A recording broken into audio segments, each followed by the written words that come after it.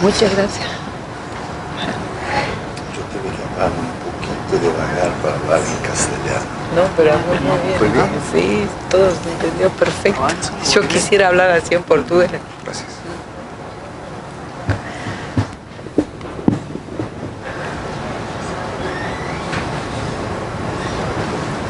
Muy buenas tardes. Primero que todo, gracias a Mario y a José Lipsi por la invitación. Y también muchas gracias a ustedes por estar presentes. Hoy es viernes y son muy valerosos de estar acá en este tipo de presentación. Un grado de admiración importante por los conferencistas que me precedieron por el alto nivel y esa capacidad infinita y tan grande que tienen de pasar del francés y del portugués al español, porque no siempre es fácil expresarse aún en el mismo idioma y cambiarlo, pues de verdad que es un valor importante.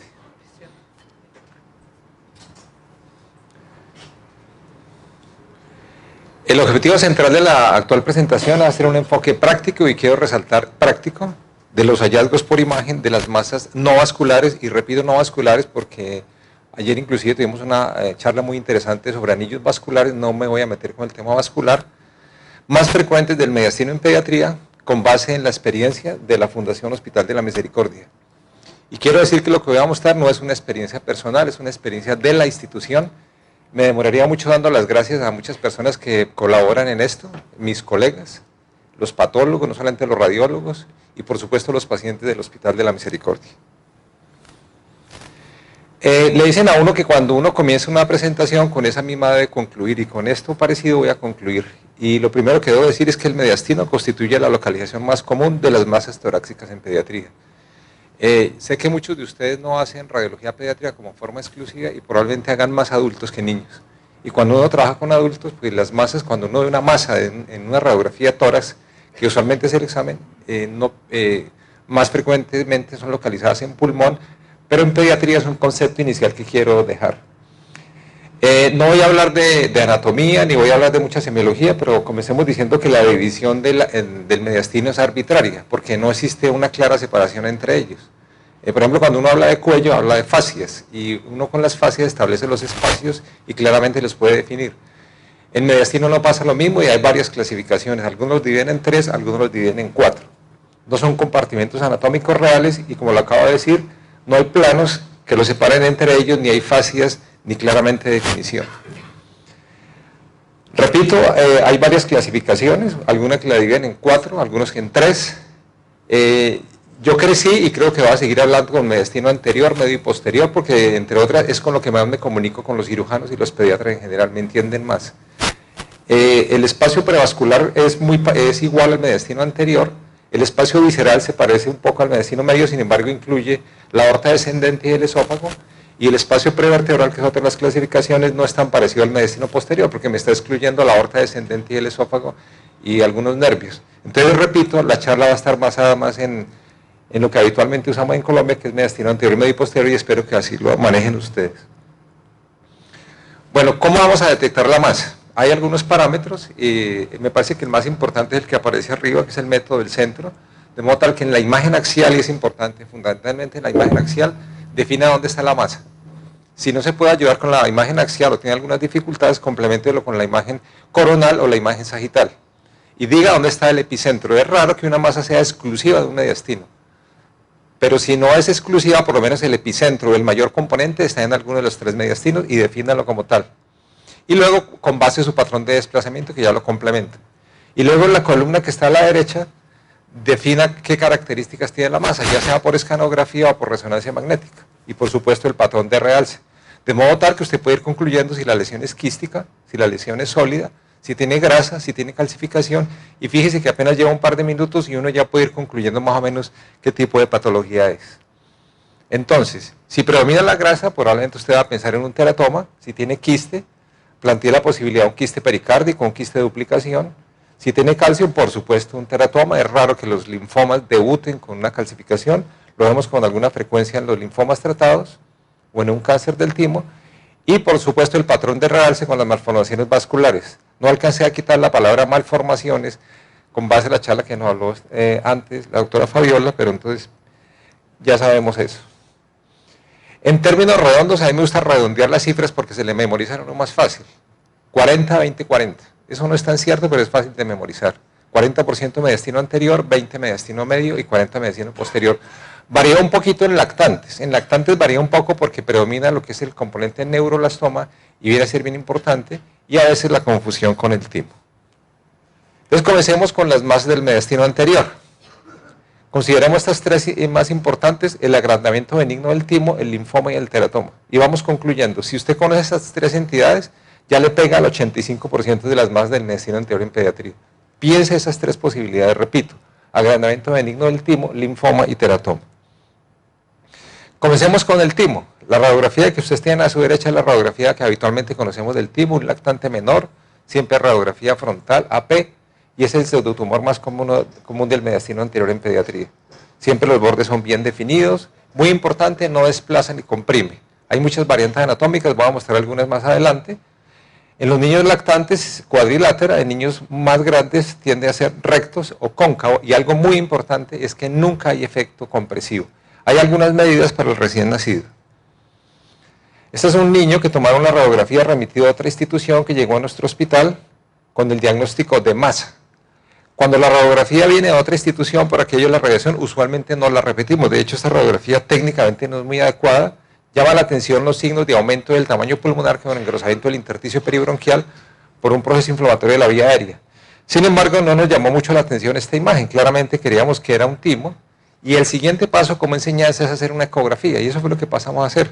Le hicimos una ecografía. Uno puede hacer un abordaje supraesternal o paraesternal, y confirmamos que había una imagen con ecogenicidad de tejidos blandos, con algunos focos puntiformes en su interior, confirmando que era un timo completamente normal. Primer mensaje: no hagan exámenes innecesarios.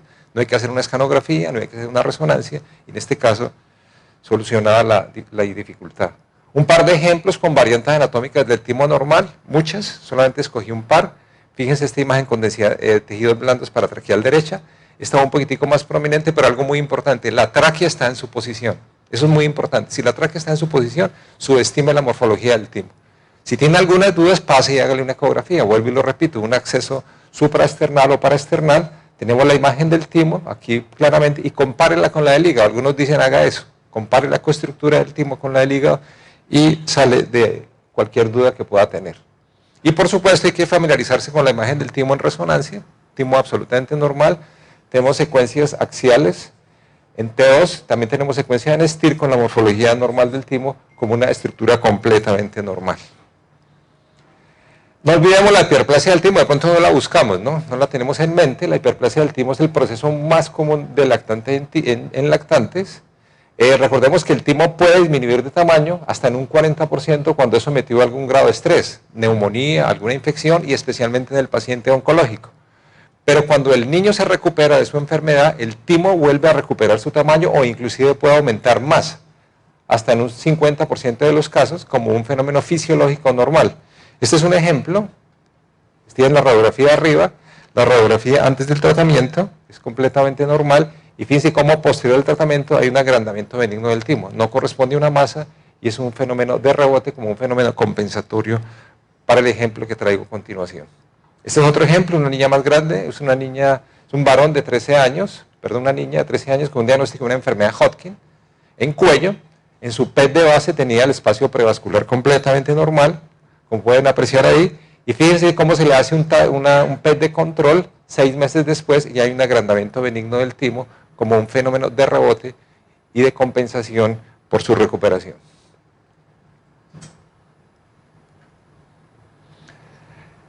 Paso ahora a hablar del quiste del timo. De forma sencilla, los quistes del timo se clasifican en dos: se clasifican en congénitos o se clasifican en adquiridos.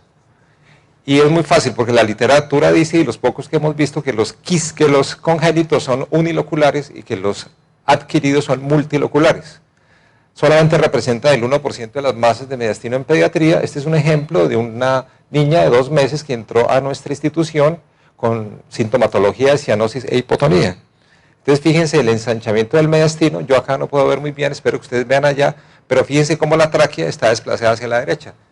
Y más la sintomatología, procedimos a hacerle una ecografía, un abordaje supraesternal. Vemos una imagen de contornos muy bien definidos con algún material ecogénico en su interior, confirmando que era una lesión que se originaba en el timo, que era aspecto quístico benigno, Posteriormente le hicimos una resonancia magnética, traigo alguna de las secuencias coronal y sagital en secuencias T2, confirmando que es una lesión quística unilocular de contornos muy bien definidos, confirmando que era un quiste del timo. Paso al linfoma, que es el tumor más común del mediastino anterior en pediatría. De forma resumida, recordemos que hay dos tipos de linfoma, a grandes rasgos, los no Hodgkin y el Hodgkin. El no Hodgkin mucho más frecuente, sin embargo la enfermedad de Hodgkin es más común que debute en tórax y especialmente que debute en mediastino anterior. Esta es la imagen clásica, yo de forma sencilla lo digo vista una, vista todas. Esta es una radiografía frontal donde claramente ven el ensanchamiento del mediastino. Usualmente pasamos a una escanografía, vemos el compromiso prevascular con algunas áreas de menor atenuación por necrosis, con la imagen clásica de un linfoma. Es raro que veamos calcificaciones en el linfoma no tratado.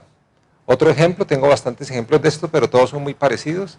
Cae siempre pacientes en la segunda década de la vida, radiografía frontal, escanografía con medio de contraste, confirmando la masa en mediastino no calcificada con algunas áreas de menor atenuación por necrosis. Todas son muy parecidas.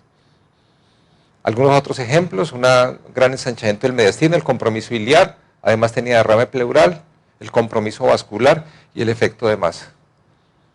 Otro ejemplo, quiero resaltar a diferencia de la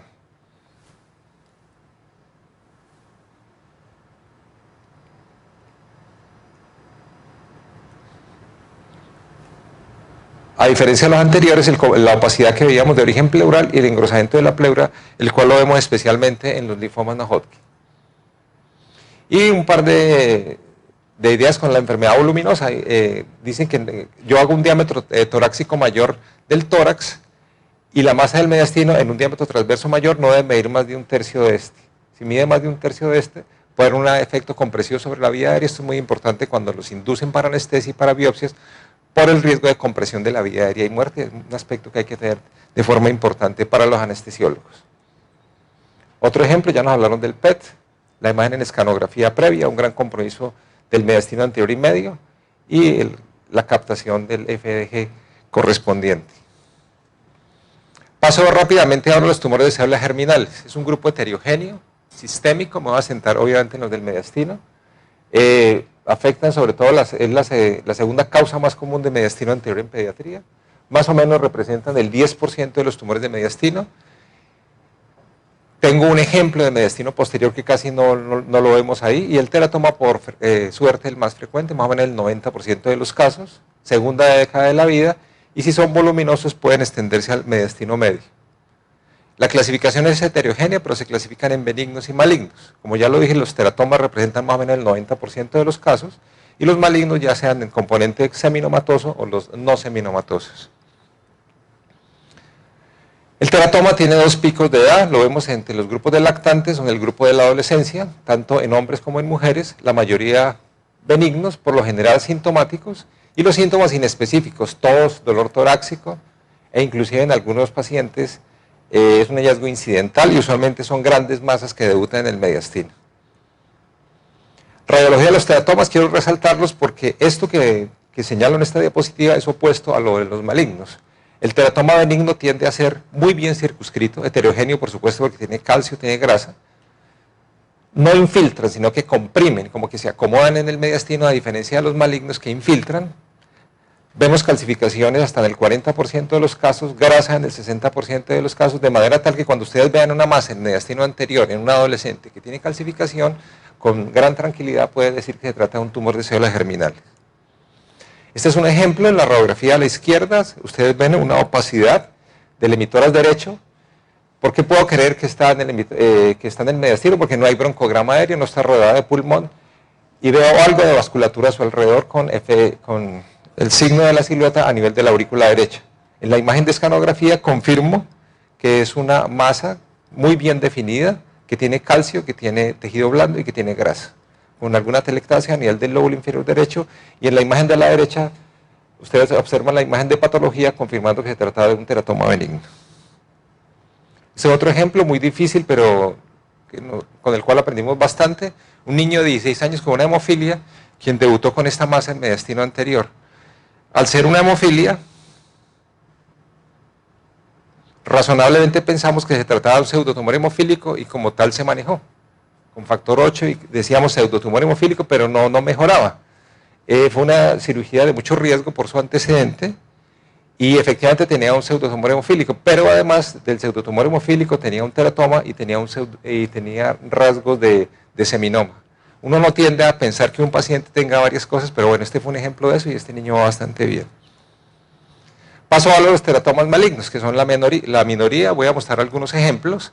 Aquí que es como un tip importante, y eso es importante cuando son de ovario o cuando son de retroperitoneo o alguna otra parte del cuerpo. En la medida que sean de contornos bien definidos, en la medida que tengan calcio, en la medida que sean quísticos, uno tiende a pensar que son más benignos. Cuando son mal definidos, cuando predomina el tejido blando, cuando no hay calcificación y cuando no hay grasa, uno tiende más a que son malignos. Eso no es absoluto como nada en medicina, pero ayuda bastante. Estos tienden a invadir. ¿Qué invaden en el mediastino? Pues la pleura, el pericardio y la pared del tórax. Usualmente hacen derrames pleurales y, como ya lo dije, predominantemente sólidos. Entonces fíjense la imagen de este niño, es una imagen muy diferente a las que les mostré antes. La imagen de su izquierda es una radiografía frontal con una gran opacidad del emitor hacia izquierdo, con un importante desplazamiento del corazón y el mediastino hacia la derecha. Fíjense en la posición de la tráquea. Y en la imagen por escanografía ustedes ven una imagen hipodensa que ocupa prácticamente todo el emitor hacia izquierdo, con un importante efecto de masa con desplazamiento del corazón y mediastino hacia la derecha, confirmando que era un teratoma maligno. Otro ejemplo, la radiografía frontal, el ensanchamiento del mediastino. Ustedes ven unas imágenes de mayor densidad acá. En la imagen por escanografía vemos algunas calcificaciones, tratado un tumor del seno endodérmico. Un comportamiento diferente a los linfomas que les mostré con anterioridad. Otro ejemplo, un tumor mixto de células germinales, la radiografía y la escanografía. Fíjense en la asimetría, el linfoma es muy simétrico y bilateral, no calcificado.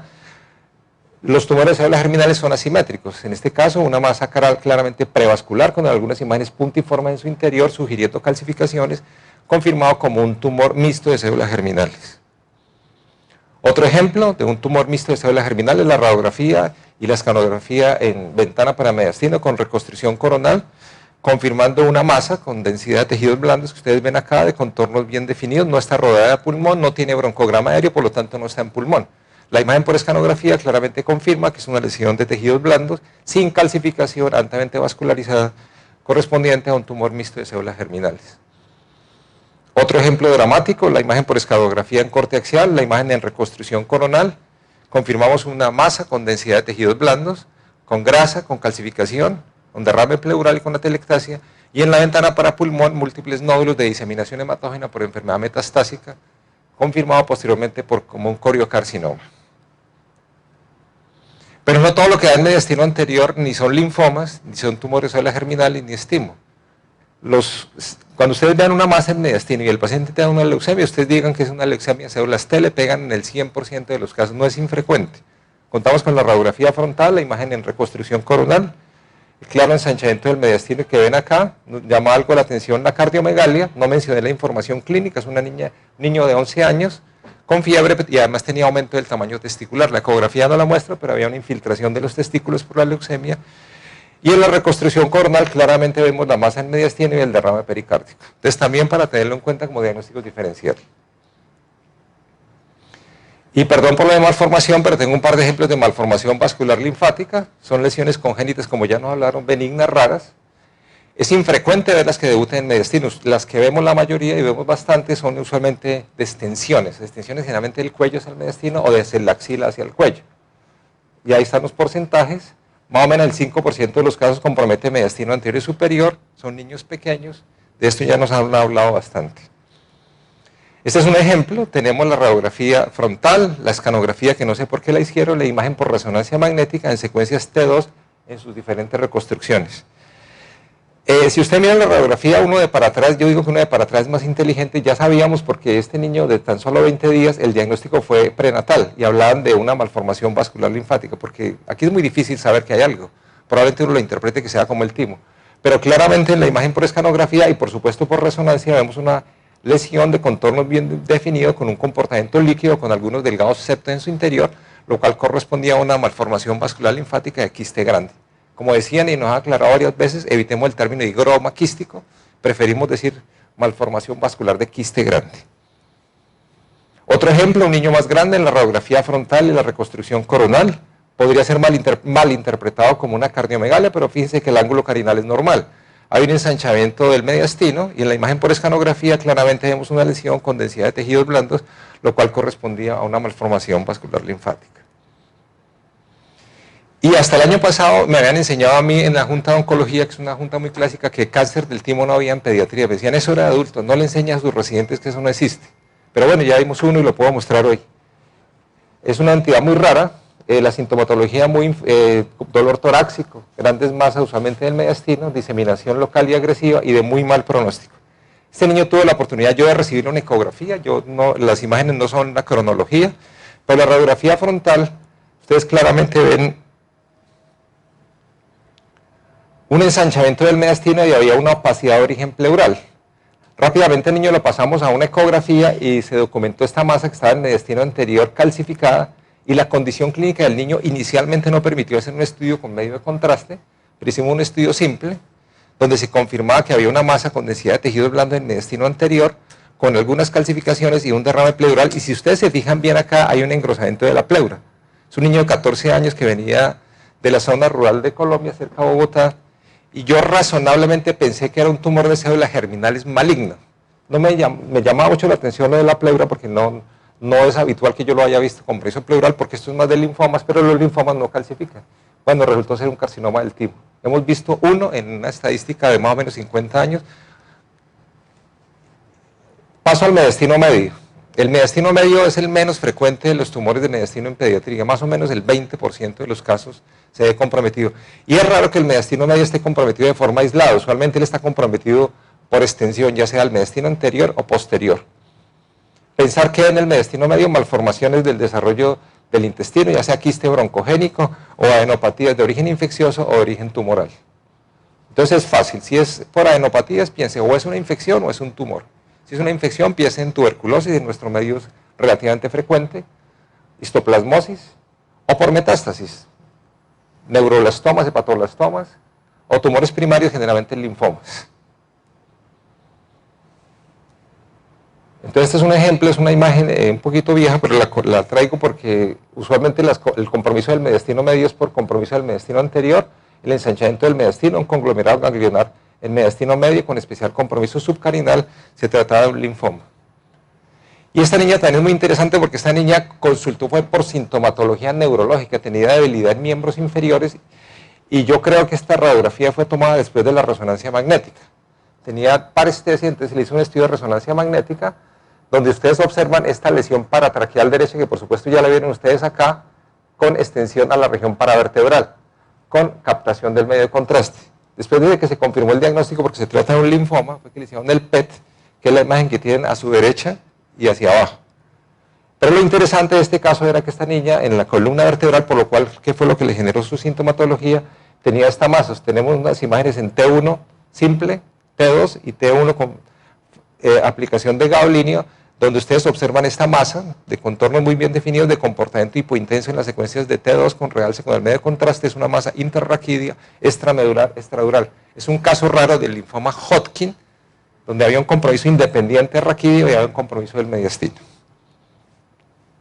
Tuberculosis, este fue un niño que fue presentado en la Junta de Oncología. Nos llamaba la atención la asimetría iliar. Fíjense el engrosamiento de la banda paratraqueal derecha y la prominencia del hilio pulmonar derecho. No pensamos que fuera un linfoma, se hizo de todas maneras una escanografía, vimos un compromiso ganglionar y se confirmó que era una tuberculosis ganglionar. Otro ejemplo parecido, esta niña tenía un compromiso del sistema nervioso que no muestro en este momento. Nos llamaba la atención el compromiso prevascular, retrojado pretraqueal y algunas calcificaciones en su interior con algunas hipodensidades, también confirmado como una tuberculosis ganglionar. Quiste broncogénico, recuerden que se divide en dos, parenquimatosos y mediastinales, la mayoría se localizan en mediastino, más o menos representan el 10% de las masas en mediastino. Este es un ejemplo, la radiografía frontal, donde llamaba la atención la simetría en la transparencia pleuropulmonar. Seguramente había un efecto compresivo sobre la vía aérea que determinaba un fenómeno de válvula. Se veía esta imagen con densidad de tejidos blandos. Habitualmente se hacen esofagogramas en estos niños y se confirmaba una lesión con un compromiso especial del mediastino medio, quística muy bien definida, confirmada como un quiste broncogénico. Un ejemplo de malformación vascular linfática, la imagen del niño, una lesión del cuello blanda con extensión al mediastino con un comportamiento de líquido. Y paso rápidamente al mediastino posterior. Gracias a Dios ya se ha hablado de los neuroblastomas. Mencionar tres cosas que ya se dijeron: la forma benigna, la forma intermedia y la forma benigna. Hay de dos tipos, ¿no? Los que nacen en la cadena simpática y los que nacen en la vaina de los nervios. Entonces, los tumores de la cadena simpática representan más o menos el 80% de los tumores de mediastino posterior en pediatría. Ayuda bastante la edad, menores de 5 años, neuroblastoma, que es la forma maligna, entre 5 y 10, ganglioneuroblastoma, que es la forma intermedia, y el ganglioneuroma en mayores de 10 años. Sin embargo, hay un porcentaje pequeño, pero que existe, de neuroblastomas que debutan en niños de mayor edad. Esto lo va a pasar rápidamente, de esto ya hablaron: 50% de los tumores neurogénicos, 90% menores de 5 años, para darle importancia a las imágenes. Qué bueno que han hablado de la parte de radiología simple. Yo no espero que estén viendo bien de día ya, pero la quise resaltar, porque muchas veces estos niños llegan en periodos de infección respiratoria, y tengo varios ejemplos de estos. Esta es la imagen característica de la radiología del neuroblastoma, como una masa paraespinal, pero ojo con eso: hay erosión costal, calcificaciones que no siempre es fácil verlas en las radiografías, ensanchamiento de los agujeros vertebrales y a veces derrame pleural. ¿Qué ven en su lado izquierdo? Una imagen de radiografía de tórax frontal con una opacidad paravertebral que no tiene broncograma aéreo, y si ustedes se fijan bien hay un ensanchamiento del espacio intercostal con algunas calcificaciones del ganso interior, lo cual correspondía a un neuroblastoma. Esta imagen también es muy difícil. Este niño estuvo, yo creo, un par de días hospitalizado en nuestro hospital, que entra en los picos respiratorios y manejado como una neumonía. Las neumonías que no mejoran, tengan cuidado, porque ustedes se fijan acá, en la escanografía hay una lesión pre- y paravertebral con una extensión intrarraquídea extramedular. Aquí es fácil, pero si ustedes se fijan bien acá, hay un ensanchamiento del espacio intercostal, y si comparan con el otro hemitórax, hay una erosión del borde inferior de las costillas. Se trata de un neuroblastoma. Otro ejemplo de una lesión paravertebral, aquí es más fácil, y si tiene una resonancia es todavía más fácil. Pero si ustedes se fijan en la radiografía frontal, hay una opacidad paravertebral muy bien definida, lo cual correspondía a un neuroblastoma. Otro ejemplo todavía más difícil: si yo me vengo de la escanografía a la radiografía, aquí es más o menos fácil, porque hay una lesión que es pre- y paravertebral derecha, que claramente la ven acá en la reconstrucción, pero este niño tenía síntomas muy inespecíficos, y esto de alguna manera se interpretó como una telectasia. ¿Qué nos ayudó? La edad y la sintomatología. Era un niño que tenía opsomioclonos, y eso nos llevó a pensar que se trataba de un neuroblastoma y hacer exámenes complementarios. Entonces la parte de radiología simple no es tan fácil. De hecho, esto es lo más fácil. Tenemos una imagen por escanografía, una imagen por resonancia magnética, donde claramente vemos una lesión pre- y paravertebral izquierda con extensión interraquídea extramedular, con la imagen clásica en pesas, lo cual hace fácil el diagnóstico. Un tumor neuroectodérmico que histológicamente es muy parecido a los neuroblastomas, lo mismo, las imágenes por escanografía y resonancia magnética, una lesión pre- y paravertebral con extensión intrarraquídea, confirmando este tipo de tumor. Los otros más raros del mediastino posterior son los tumores de la vaina neural. Son tumores benignos, solamente asintomáticos. Hay dos grupos: los schwannomas y los neurofibromas. Un par de ejemplos hay de neurofibroma. Usualmente son pacientes con neurofibromatosis tipo 1. Recordemos el signo cervicotorácico positivo en la radiografía frontal. Toda masa que ustedes vean un mediastino que esté por encima de las clavículas está en mediastino posterior. Y vemos un control posterior como hay un gran ensanchamiento de este nivel.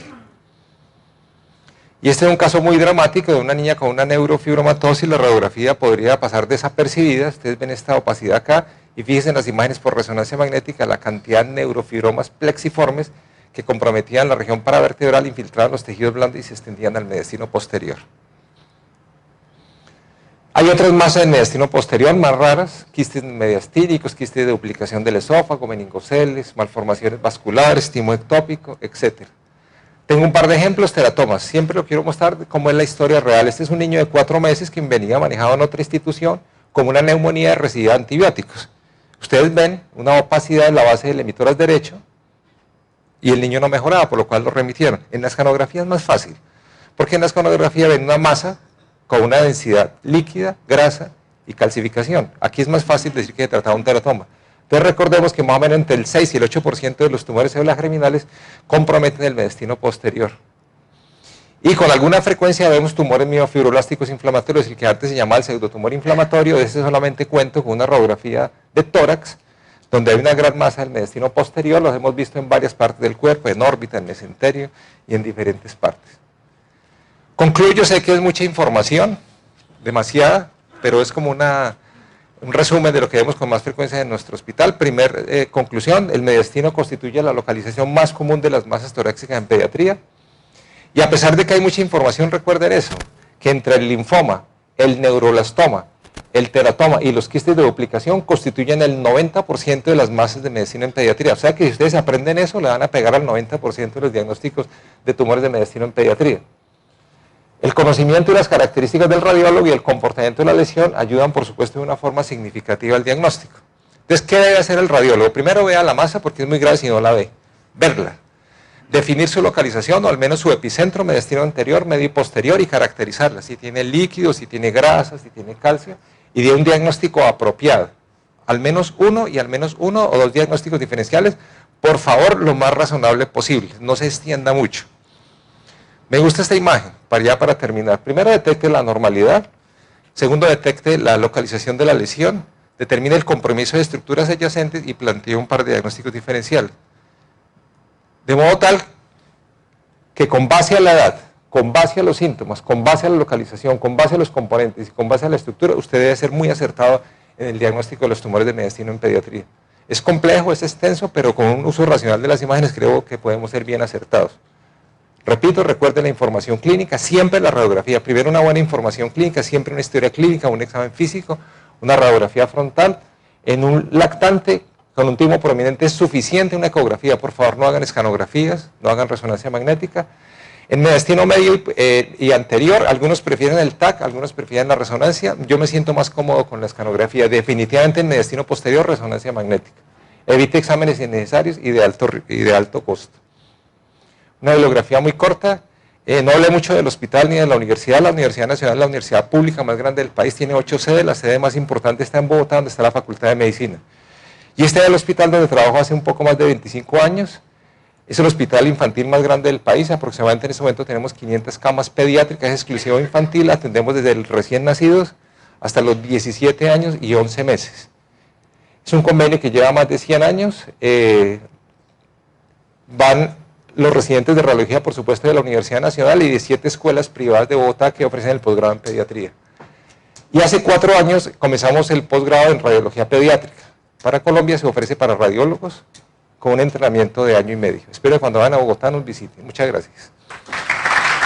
Muchas gracias, doctor.